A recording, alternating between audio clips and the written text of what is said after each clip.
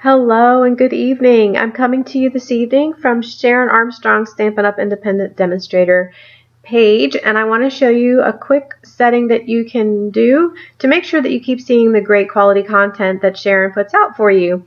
I know that she wants to make sure that you don't miss a thing, and with all the changes that Facebook are making, it's getting harder for the stuff that you want to have in your newsfeed actually show up. So this is a quick tutorial. This is from desktop.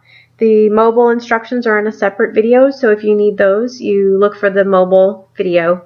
But on this one is from a desktop, and you simply, open up your Facebook account and go to Sharon Armstrong's Stampin' Up! Independent Demonstrator page. And of course, hopefully you've already liked the page, but if you haven't, you want to make sure you go ahead and do that now. Then click on Following. And then scroll down here where it says See First. You want to make sure that that is checked. Like, it might be on default, but you want to make sure you check See First. And then check, whoops, sorry about that. Then check where it says, I don't know why that keeps doing that. All right, check on all on. So you want in your newsfeed See First, and then notifications all on. And then all of the content should show up in your newsfeed, and that way you won't miss anything.